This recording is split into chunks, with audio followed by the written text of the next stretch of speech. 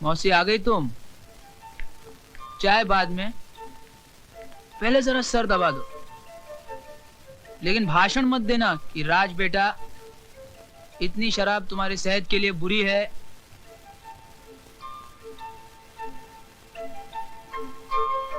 वाह मौसी, आज तुम्हारा हाथ लगते ही सरदर्द एकदम दूर हो गया।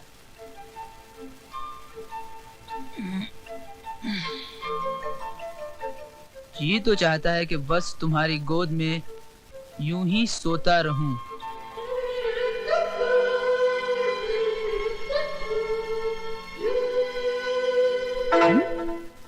ए, तुम मौसी कहाँ गई?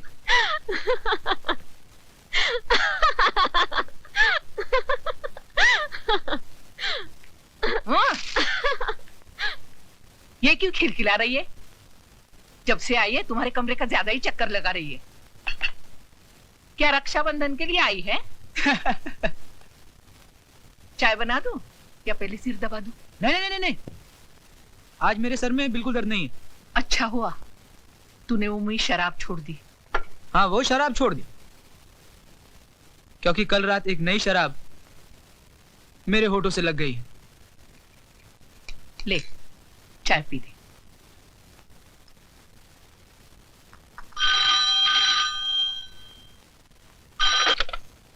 हेलो। हाँ राज, मैं प्रकाश बोल रहा हूँ। हाँ बोल, क्या बात है? यार एक मुसीबत आ गई है। डॉक्टर गंडोत्रा से बात करूं, यही ना? यार तुझे कैसे मालूम कि? अगर मुर्गी खाने का शौक है तो खाओ, मगर हड्डी को गले में बांध के मत फिरो, समझ गए? 1000 बार समझाया रीमा, धीरे चलो धीरे, लेकिन नहीं, तुम पर तो मोहब्बत का भूत सवार था। इश्क का जुनून सर पर डांस कर रहा था। अब क्या करोगी? बुलाओ अपने आशिक को और पूछो उससे, कहाँ गई वो कस्में, वो वादे, वो प्यार की मीठी मीठी बातें। जब जमाना पूछेगा कि ये किसके पाप की निशानी है, तो क्या कहोगी तुम? नाम ले सकोगी उसका? और अगर तुमने नाम ले भी लिया तो क्या मान लेगा वो? वो आज किसी और से शादी कर रहा है। तो जाकर उसकी बारात में नाचो और जोर से रो, ताकि तुम्हारा बूढ़ा बाप भी यहाँ आ जाए और देख ले कि जीते जी अपनी ही अर्थी अपने कंधे पे उठाए हुए इंसान कैसा लगता है। ऐसा मत बोल माला, ऐसा मत बोल। मुझे अपनी जान की परवाह नहीं है, लेकिन अगर बाबा को कुछ हो गया तो क्या कर लेगी? मैं प्रकाश को जान से मार डालूंगी। तो चल मेरे साथ। कहाँ? तू चल तो। हरि ओम गणानां त्वा गणपति गोंगवामहे प्रियाणां त्वा प्रियपति गोंगवामहे निधीनां त्वा निधिपति गोंग। लड़की के माँ बाप कहाँ हैं? विवाह का शुभ मुहूर्त बीता जा रहा है, कन्या को बुलाइए। अरे मेरी भाभी को जल्दी बुलाइए, मेरा भाई सूखा जा रहा है।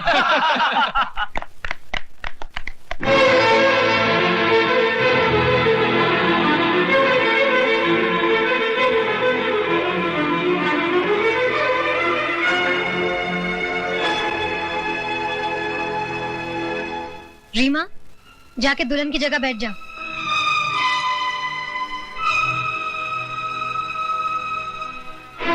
ये क्या मजाक है? कौन है ये लड़की? प्रकाश जी, अपने दोस्त को बताइए कौन है रीमा। मैं इसको नहीं जानता, मैं तो पहली बार इसको देख रहा हूँ। तो क्या ये तस्वीरें अपने आप खिंच गई? आप चाहती क्या है मिस? जब मैं आपसे बात करूंगी तब आप अपनी नाक बीच में घुसेड़ेगा। हाँ तो प्रकाश जी, अगर इन तस्वीरों को ठीक से पहचान नहीं पा रहे हैं तो इन प्रेम पत्रों को देख लीजिए, शायद सब कुछ याद आ जाए। ये क्या बेहूदगी है? शादी के मौके पर कोई ऐसा मजाक करता है? मजाक हम नहीं कर रहे हैं, मजाक कर रहा है आपका बेटा, वो भी एक नहीं दो जिंदगियों के साथ। दो जिंदगी?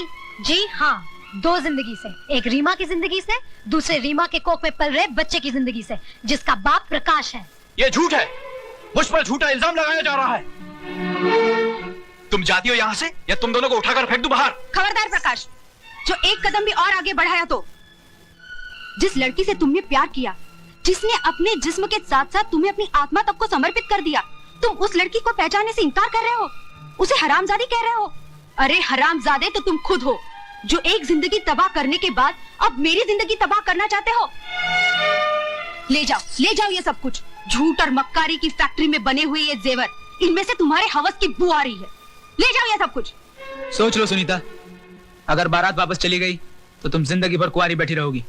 किस धर्म में लिखा है कि औरत के जीने के लिए मर्द नाम की बैसाखी जरूरी है?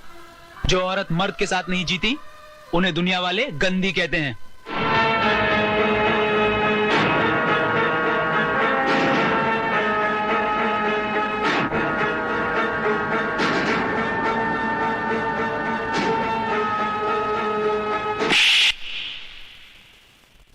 हम जैसी औरतों को अगर दुनिया ने गंदी भी कहा तो हम उफ नहीं करेंगे, लेकिन तुम जैसे नामर्द को तो अपना दलाल भी नहीं रखेंगे। चलो बच्चों अंदर चलो, चलो अंदर चलो। आरती, come inside।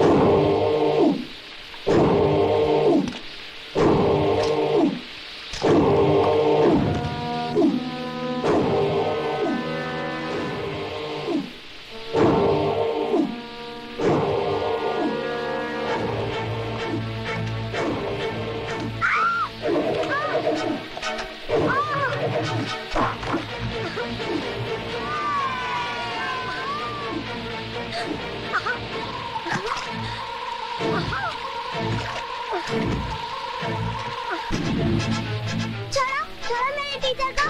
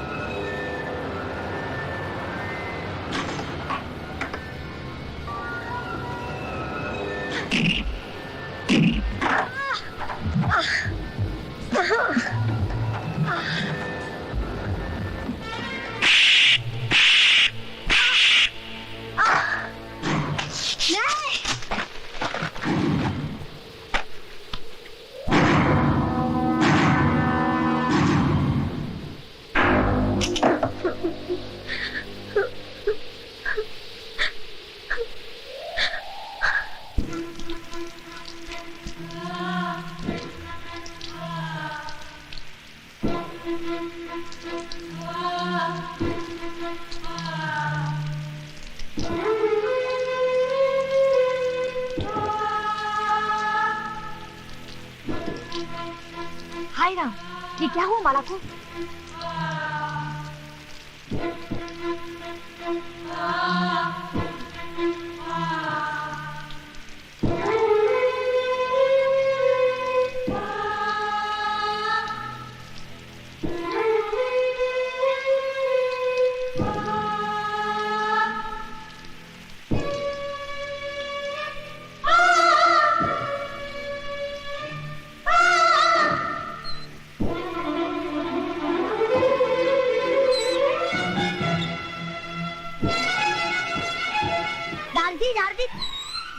दारजी देखो माला दीदी को क्या हो गया।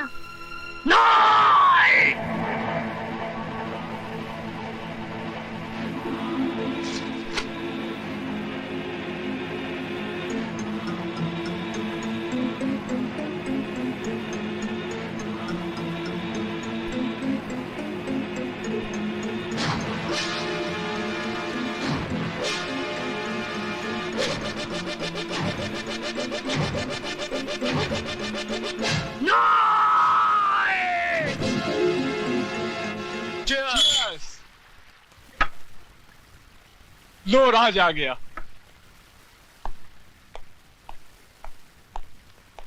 राज, आज बहुत देर कर दी, कहाँ रह गया था? हिसाब बराबर करने में जरा वक्त लग गया। हिसाब? कैसा हिसाब? तुम शायद भूल गए, प्रकाश की शादी में एक लड़की ने मेरे मुंह पर तमाचा मारा था। हाँ तो? आज मैंने उसके मुंह पर ऐसा तमाचा मारा है कि अब वो जिंदगी भर सर उठाकर जी नहीं सकेगी।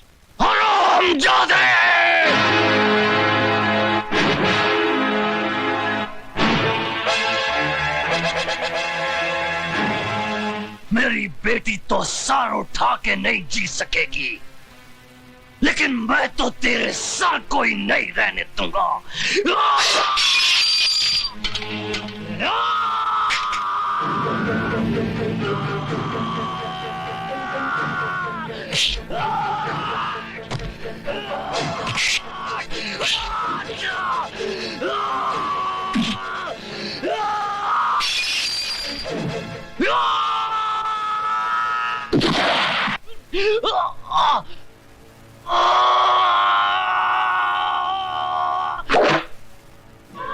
बाबा, बाबा, बाबा आप ठीक तो है ना बाबा? Arrest him. विनोद, छोड़ दे मुझे, मैं इस हरामजादे को जिंदा नहीं छोड़ूंगा। इसने हमारी माला इसको इसके किए की सजा मिलेगी बाबा, इसको इसके किए की सजा मिलेगी।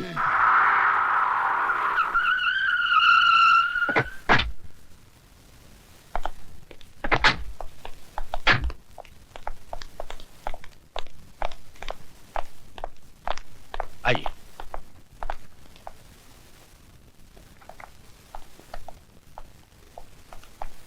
मैं हूं एडवोकेट वाघमारे और आप हैं राय बहादुर दीवानचंद। बैठिए। और ये है इनके बेटे राज का बेल ऑर्डर।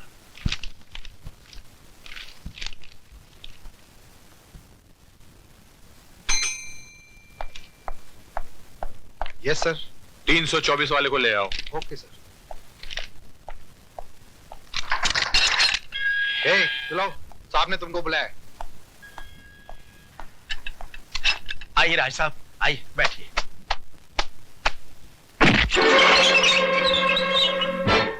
जब तक बाप खड़ा हो बेटे को नहीं बैठना चाहिए। लेकिन इनके बाप तो ये हैं और ये बैठे हुए हैं।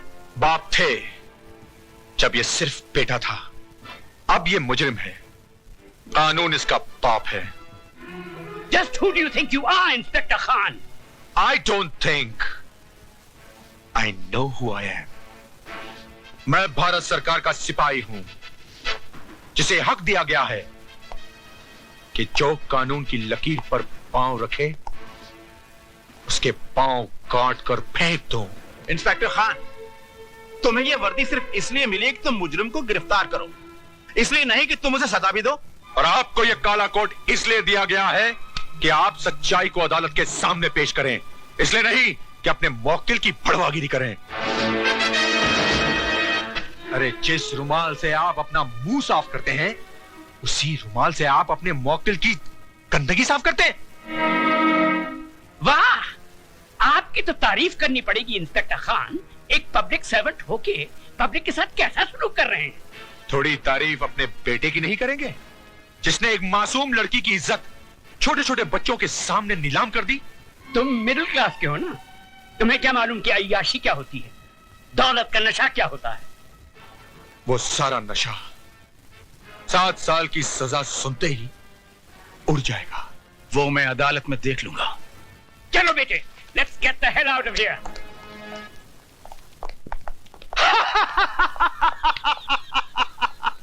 राय बहादुर उस चीज का इस्तेमाल कभी नहीं करता है जिस पे एक भी दाग लग गया हो तो उठा के फेंक दो अपने बेटे को। इस पे भी तो दाग लग गया है, फेंक दो।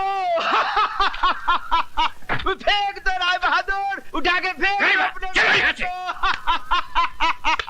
उठाकर फेंक दो राय बहादुर, फेंक दो अपने बेटे को।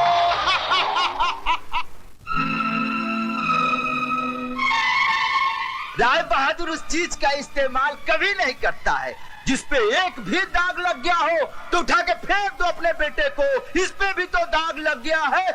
अरे जिस रुमाल से आप अपना मुंह साफ करते हैं, उसी रुमाल से आप अपने मॉकटेल की गंदगी साफ करते हैं।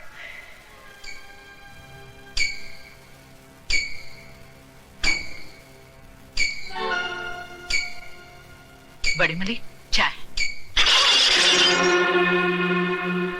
शर्म आती है हमें तुम्हें अपना बेटा कहते हुए। तुम्हारी इस जलील हरकत की वजह से एक 2 कौड़ी के पुलिस ऑफिसर ने हमसे जिस तरह बातें की हम ही जानते हैं। तुम्हें इस खानदान की इज्जत का ख्याल है कि नहीं? I am sorry dad. Sorry? तुम्हारे सॉरी कहने से इस हवेली पे लगे हुए दाग मिट जाएंगे क्या? अरे जवानी इतनी ही फड़क रही थी तो खरीद लेते उस चीज को। यूं ही मुंह मारने की क्या जरूरत थी? गुस्सा थूक दीजिए बाबूजी, बच्चा है, गलती हो गई। इस गलती की सजा जानती हो तुम? 7 साल इसे जेल में चक्की पीसनी पड़ेगी। इसकी आंखों की चमक और इसके गालों की लाली बुढ़ापे के अंधेरे में बदल जाएगी। ऐसा कुछ भी नहीं होगा बाबूजी, अगर आप थोड़े ठंडे दिमाग से काम लेंगे तो। मतलब? हैसियत ही क्या है उस लड़की की? कौन है वो? गरीब, बेबस, बेसहारा। ऐसे लोग गला फाड़ फाड़ कर अगर सच भी बोलें तो दुनिया उसे झूठ ही मानती है। पुलिस वाले सबसे ज्यादा बात उसकी मानते हैं जिसके पास दौलत है। मगर ये काम आसान नहीं है बहू। FIR दर्ज हो चुकी है और दर्ज करने वाला पुलिस ऑफिसर कोई आम आदमी नहीं है। वो एक जिद्दी इंसान है जिसे ईमानदारी की बीमारी है। वो मर जाएगा मगर टूटेगा नहीं। तो फिर चोट वहां कीजिए बाबूजी जहां दीवार कमजोर हो। ज्ञानी करतार सिंह एक मामूली गैराज का मालिक है। उसकी जिंदगी गुजरी है टूटी फूटी कारों के बीच में। चमकती कार में सवार होकर जाइए और उसके कालिख लगे हाथों पर चंद चांदी के सिक्के रख दीजिए। 2 मिनट में उसकी आंखें चुंधिया जाएंगी। चलो तो फिर ये भी आजमा के देख लेते। ज्ञानी जी, इंसान गलतियों का पुतला है। गलती ना करे तो वो भगवान बन जाए। एक गलती मेरे बेटे से हुई है और वो भी जवानी के जोश में। जवानी के जोश में हुई हो या दौलत के नशे में, गलती तो गलती हो